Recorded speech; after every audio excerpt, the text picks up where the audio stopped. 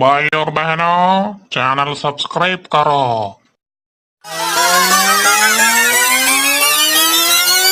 Switch it up like that.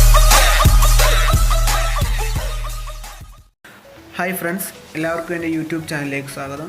ഇന്ന് നമ്മൾ ഈ വീഡിയോയിലൂടെ ചർച്ച ചെയ്യുന്നത് HDRനെ കുറിച്ചാണ്. നമ്മുടെ സ്മാർട്ട് ഫോണുകളിലൊക്കെ നമ്മൾ ഫോട്ടോ എടുക്കുന്ന ടൈമിൽ കണ്ടൊരു ഓപ്ഷനാണ് HDR. അപ്പം ഈ HDRൻ്റെ സവിശേഷതകളും അതിൻ്റെ അഡ്വാൻറ്റേജും അത് എന്താണെന്നൊക്കെയാണ് നമ്മൾ ഈ വീഡിയോയിലൂടെ ചർച്ച ചെയ്യുന്നത്. ആദ്യം നമുക്ക് HDR എന്താണെന്ന് നോക്കാം. HDRൻ്റെ full form high dynamic range എന്നാണ്.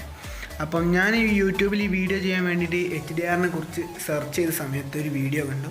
അതിൽ അദ്ദേഹം ഒരു ഉദാഹരണം വെച്ചിട്ടാണ് നമുക്ക് HDR എന്ന പദത്തിൻ്റെ അർത്ഥം പറഞ്ഞു തരുന്നത്. അപ്പം ആ ഉദാഹരണം തന്നെയാണ് ഞാൻ നിങ്ങൾക്കും ഇവിടെ പറഞ്ഞു തരാൻ ഉദ്ദേശിക്കുന്നത്.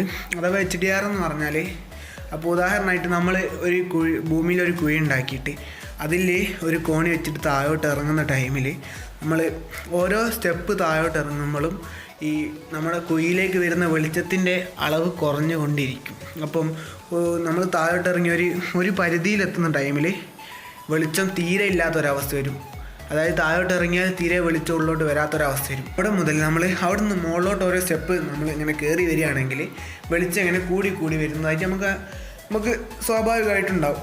അപ്പം ഈ താഴെയുള്ള ബ്ലാക്ക് മുതൽ നമ്മൾ ഏറ്റവും ടോപ്പിൽ എത്തുമ്പോൾ നല്ല പ്രകാശം ഉണ്ടാവും. ആ സ്ഥലം വരെയുള്ള പ്രകാശത്തിൻ്റെ അളവ്, അതിൻ്റെ അളവിനെയാണ് HDR എന്ന് പറയുന്നത്, അഥവാ ഹൈ ഡൈനാമിക് റേഞ്ച്. അപ്പം റേഞ്ച് എന്ന് പറയുമ്പോൾ ഒരു ഡിസ്റ്റൻസിനെ പറ്റിയാണ് നമ്മൾ റേഞ്ച് എന്ന് പറയുക. അപ്പം പ്രകാശത്തിൻ്റെ ഈ ഡിസ്റ്റൻസിനെയാണ് ഹൈ ഡൈനാമിക് റേഞ്ച് അഥവാ HDR എന്ന് പറയുന്നത്. ഇനി നമുക്ക് നമ്മുടെ സ്മാർട്ട് ഫോണുകളിൽ എങ്ങനെയാണ് HDR വർക്ക് ചെയ്യുന്നത് നോക്കാം.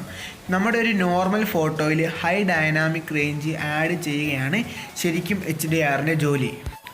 സിമ്പിളായിട്ട് പറഞ്ഞാൽ HDR നമ്മളെ ഇമേജിനെ നല്ല ബ്രൈറ്റ് ആയിട്ടുള്ള ഇമേജ് ആണെങ്കിൽ അതിനൊന്ന് ഡാർക്ക് ആക്കും, അല്ലെങ്കിൽ നല്ല ഡാർക്ക് ആയിട്ടുള്ള ഇമേജ് ആണെങ്കിൽ അതിനൊന്ന് ബ്രൈറ്റ് ആക്കും. ഇതാണ് HDR ചെയ്യുന്നത്. ഈ സ്മാർട്ട് ഫോണുകളിലൊക്കെ HDR ഓപ്ഷനൊക്കെ വരുന്നതിന് മുമ്പ് നല്ല ഗുഡ് ക്വാളിറ്റി ഫോട്ടോസ് എടുക്കാൻ വേണ്ടിയിട്ട് നിലവിൽ ചെയ്തിരുന്നൊരു രീതിയായിരുന്നു, ഒരു വസ്തുവിൻ്റെ ഫോട്ടോ എടുക്കുന്ന സമയത്ത് അതിൻ്റെ 3 ഫോട്ടോസ് എടുക്കും. അത് മൂന്ന് ലൈറ്റിംഗ് കണ്ടീഷനിലായിരിക്കും. ആദ്യത്തേത് ഒരു നല്ല ബ്രൈറ്റ് ആയിട്ടുള്ള ഫോട്ടോ ആയിരിക്കും, രണ്ടാമത്തേത് കുറച്ച് ഡാർക്ക് ആയിട്ടുള്ളതായിരിക്കും, അതുപോലെ മൂന്നാമത്തെ ഫോട്ടോ ഒരു മിഡ് റേഞ്ച്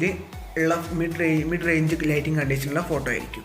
ഈ 3 ഫോട്ടോസിനെയും കൂടിയും കമ്പൈൻ ചെയ്തിട്ട് സോഫ്റ്റ്വെയർ ഉപയോഗിച്ച് ഒരു സിംഗിൾ ഫോട്ടോ ആക്കിയിട്ട് കൂടുതൽ ഡീറ്റെയിൽസ് ഉള്ള ഒരു സിംഗിൾ ഫോട്ടോ ആക്കി മാറ്റുകയായിരുന്നു ചെയ്തിരുന്നത്. ഇതേ പ്രവർത്തനം തന്നെയാണ് നമ്മുടെ ഫോണുകളിൽ HDRും ചെയ്യുന്നത്.